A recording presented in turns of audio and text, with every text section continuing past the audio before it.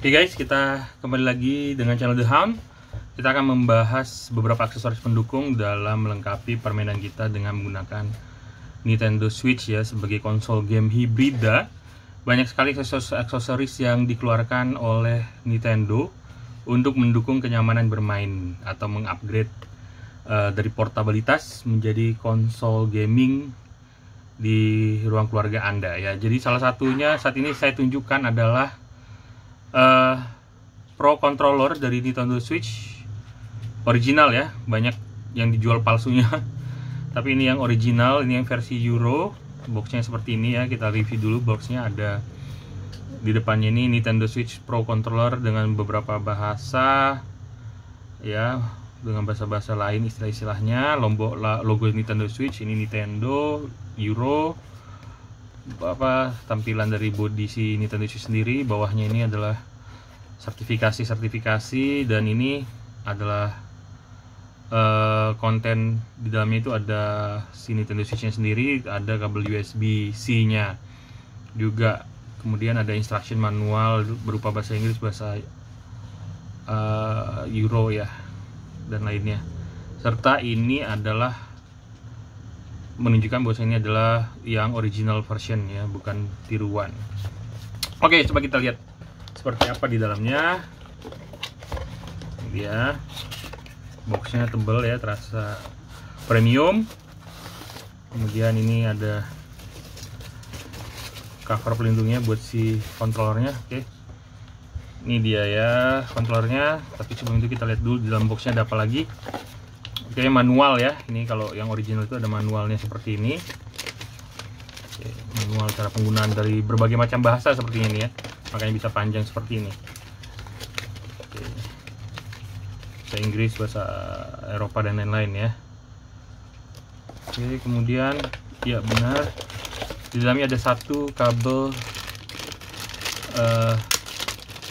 USB-C, USB to Type-C ya, dan ada logo Nintendo-nya ya. Buatan mana ini?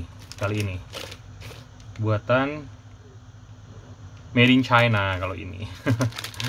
Oke, ini kita simpan dulu. Oke, banyak sekali yang menjual OEM produk controller ini ya teman-teman. Harganya itu 300 ribuan. Sementara kalau Nintendo Switch ini 800 sampai 900 ribu. Ada yang sejutaan ke atas itu kalau yang menggunakan logo-logo game-game kayak Splatoon, Fortnite ya. Itu ada juga dijual yang khusus Pro Controllernya, ada logo-logo game lain. Jadi cakep ya. Kalau ini kita yang versi standar aja, dimana hitam gini aja ya. Apakah ini langsung connect? Kita lihat aja ya teman-teman nih. Ini sudah connect langsung ya. Dinyalain ini dari sini, pairingnya itu.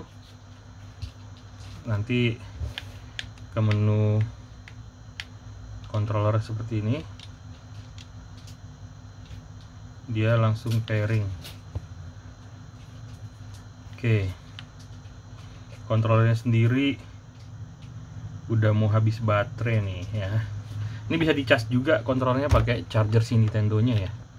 Tuh seperti ini ya. Dia lagi ngecas ya teman-teman. Atau bisa juga kita cas dengan kabel. Ini penuh ternyata, yang habis itu yang ini. Ini kok nggak ada suaranya? Kita oh ini ya, ada suaranya teman-teman ya.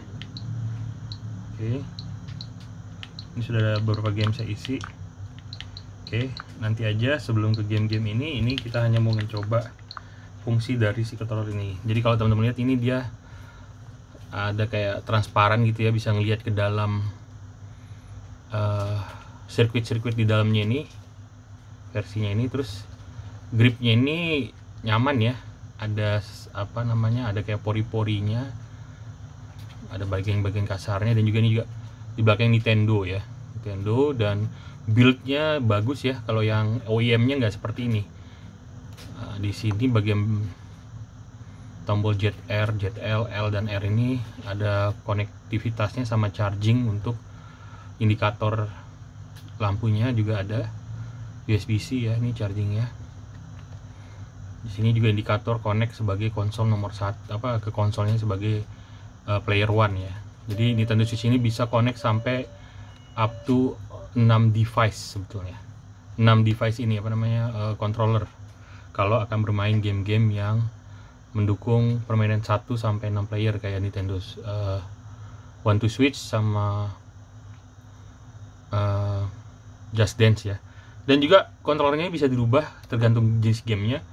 Kalau misalnya kita nggak punya sebanyak itu, kita bisa menggunakan handphone. Tapi kalau sudah menggunakan handphone dengan koneksi Bluetooth, artinya hanya menggunakan handphone itu aja ya, nggak bisa di mix. Jadi kalau handphone aja, kalau Joy-Con aja. Oke, jadi ini seperti teman-teman tahu, game-game si Nintendo Switch ini kalau di first person shooter ini sangat didukung dengan gyro sensornya ya. Jadi kalau kita mau nembak itu seperti ini. Tapi nanti itu aja kita akan review. Kalau ini kita hanya review untuk aksesorisnya aja.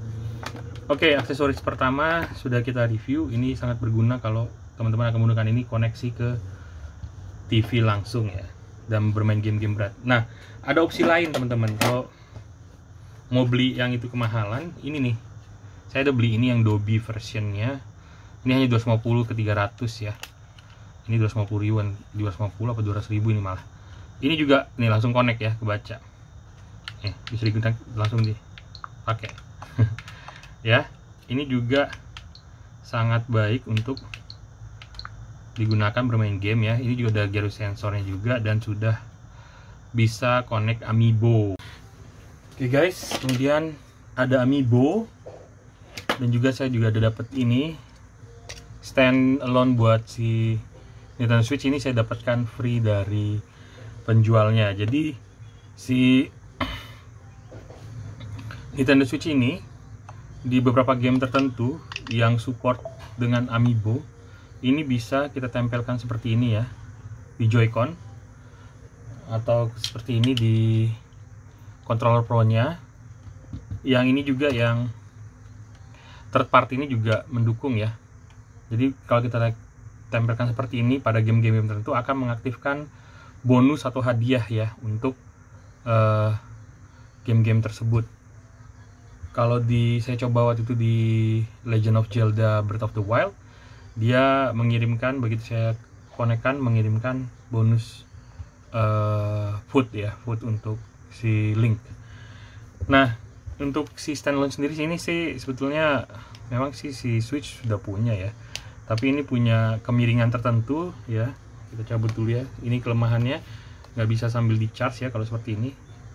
Ini kalau kita seperti ini agak lebih enak ya ngeliatnya ya, tidak terlampau tegak ya. Kita ngeliatnya masih di sudut pandang sekitar berapa ini, 65 derajat, 65 derajat ya, cukup lega. Oke, itu sih hanya sekedar additional doang. Nah, yang berikutnya adalah terkait controller si Joy-Con ini kan kecil ya, jadi ada yang menyediakan aksesoris murah ini tapi berguna ya, bisa diletakkan seperti ini pada Joy-Con. Jadi untuk sensasi gripnya itu lebih enak ya untuk 2 player, game-game 2 player kayak si Overcooked gitu ya, yang bisa untuk 2 player seperti ini. Jadi ini cukup nyaman ya teman-teman untuk digunakan, walaupun sangat plastik banget, tapi setidaknya bisa melindungi. Ini juga menghindari dari jatuh ya kalau kita nge-grip seperti ini. Joy-Con-nya nggak jatuh kalau ada gripnya seperti ini. Oke, itu aksesoris untuk si gamepad-nya. Satu lagi yang saya rekomendasikan itu adalah docking station tambahan seperti ini ya. Ini hanya 250.000 atau malah sekarang udah lebih murah. Ada kabel untuk HDMI-nya, untuk USB 3.0, untuk powernya USB-C ya. Oke, jadi ini teman-teman controller adapter buat dockingnya. Ini kita coba konekkan ya. ke HDMI nya, ke power USB-C nya. Oke, seperti ini ya. Jadi kemudian kita masukkan ke docking ya, Nintendo Switch nya. Oke, kalau teman-teman lihat ini ya, ngecas ya, dan posisinya saat ini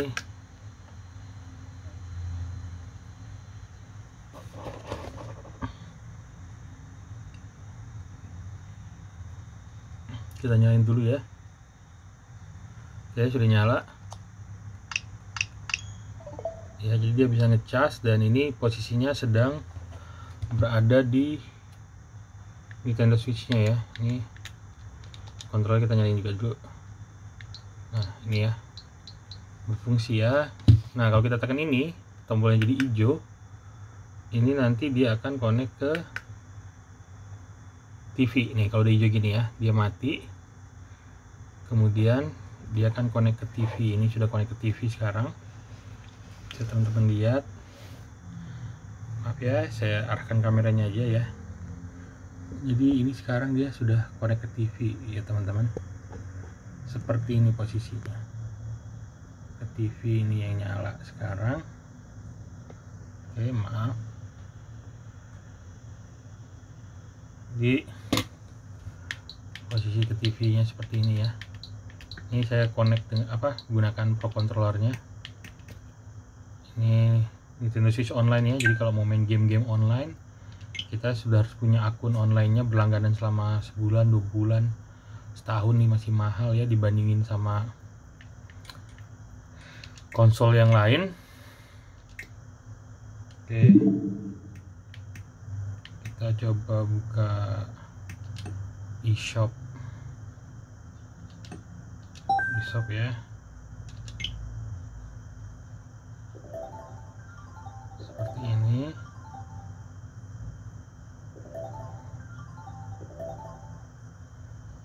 Ya, ini ya eShopnya.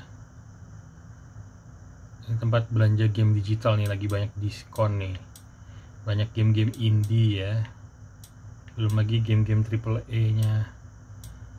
Harapannya sih segera sambungan game Zelda-nya ya, yang kedua, dan game-game Mario yang lain ya. Kemudian kalau kita kembali lagi ya sini, teman-teman bisa lihat nih hijau ya, masih nyala hijau seperti ini. Jadi kalau kita mau mainin gamenya itu, kalau nggak mau konekin TV, maunya di Nintendo nya aja sambil ngecas ya, bisa ya, seperti ini kelebihannya.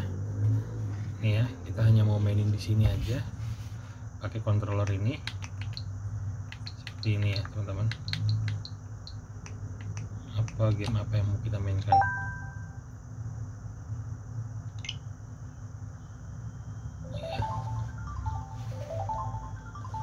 Iya, terus kalau kita misalnya lagi kalau ini